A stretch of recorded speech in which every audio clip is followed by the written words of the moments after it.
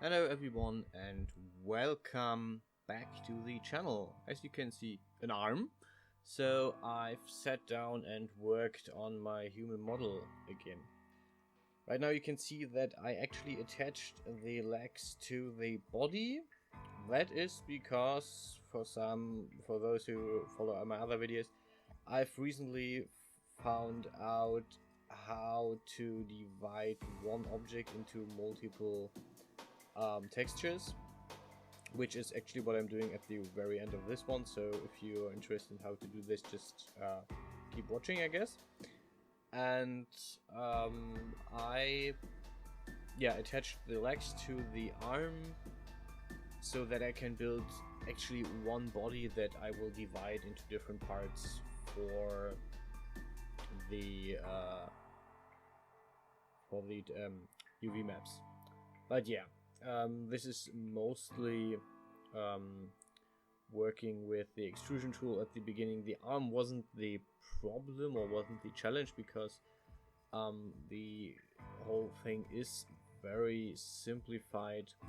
What I did right there is I'm working on the elbows, and at the beginning I had the elbows on the top and bottom, but this looked really weird, especially if I looked at my own arm, so I decided to switch that up and put the elbow actually on the back side of the body, so it looks it faces to the back, and have the front a little bit dented inside like the elbow usually is. And one challenge I had was actually getting the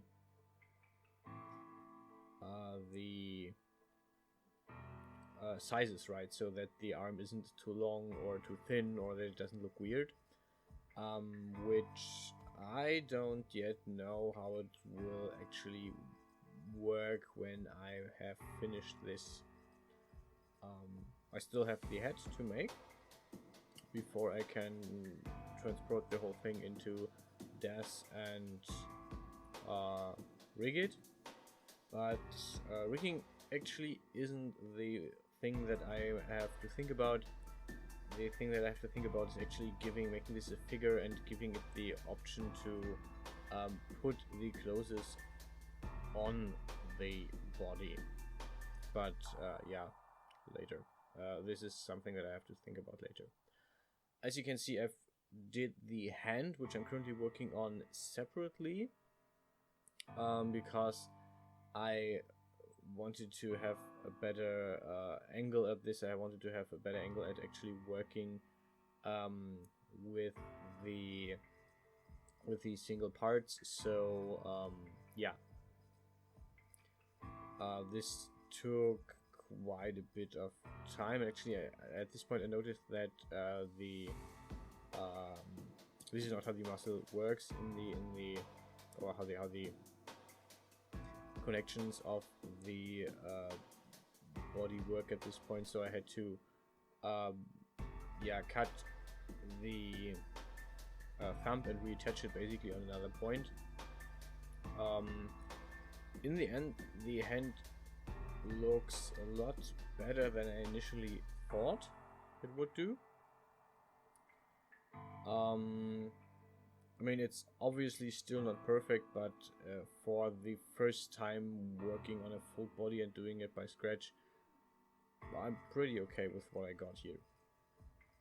I'm also preparing for the nails. So the figure currently has no fingernails and no toenails, which is either something I will do in between and just show in the next video when I do the head, or I will do it after I did the head. I will definitely, when I do the head, I will have a separate video about the inner part of the mouth, the tongue, and the eyes, which will need a separate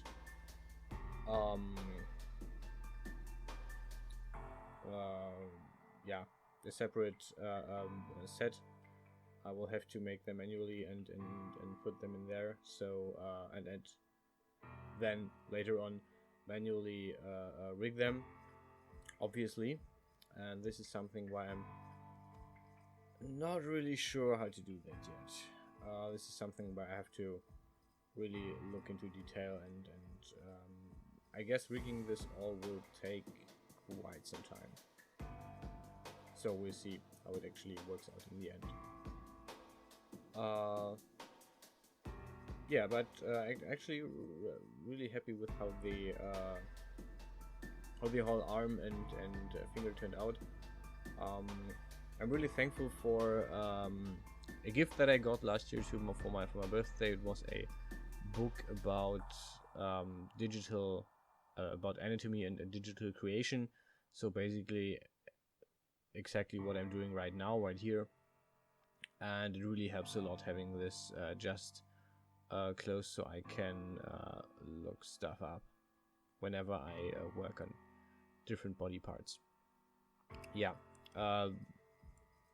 this especially is something where I'm really looking forward to how it looks in the end, how to make the fingers or how to make the fingernails then fit. I want to make sure not to have too much clipping, because when I rig this, each bit of clipping will just take time to fix, and yeah, I'll have to see how this works in the end. Yeah, and that's basically it. There's a bit of making sure that the whole thing looks natural, looks not as too sharp of an edge somewhere, and I took quite some time to figure out how to give the hand knuckles in the end, as well as the space between the fingers. Right now all the fingers are next to each other, and I had to try around quite a bit to actually make this fit in any way. So yeah, was quite some time invested to somehow make this fit, or make it look adequate for what I was going for.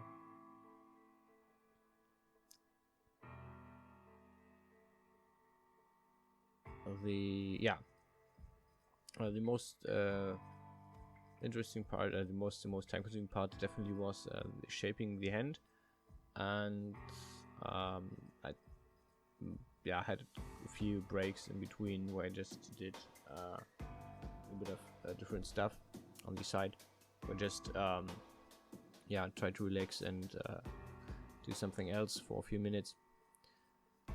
Yeah, knuckles. I really thought about how to do this, and it's a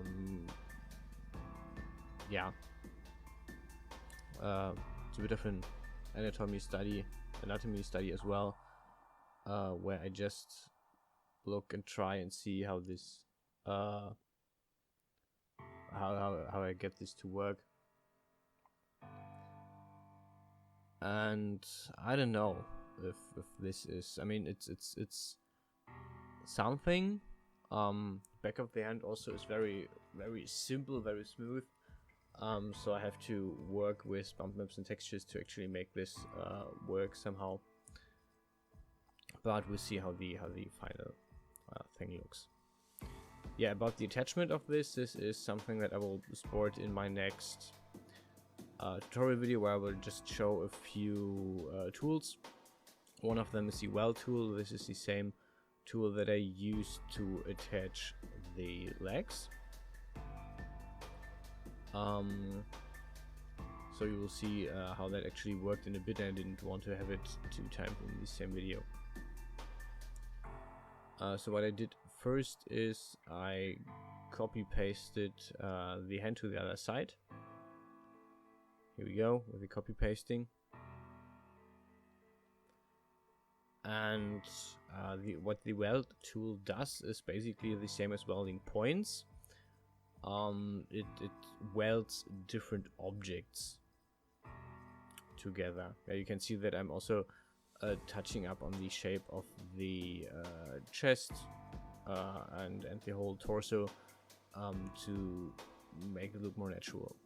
What I'm actually thinking about is I don't have the usual T-pose with closed legs and arms straight out, and this is something where I have to look if this works with the intended goal. So what I intend to do with this is when I finish the figure, when I can rig it, when I've rigged it, when I can attach clothing easily enough that I want to make the NPCs for the Yahaha content as assets. So I want to use this as an asset in a game or in an engine, and we'll see how that works.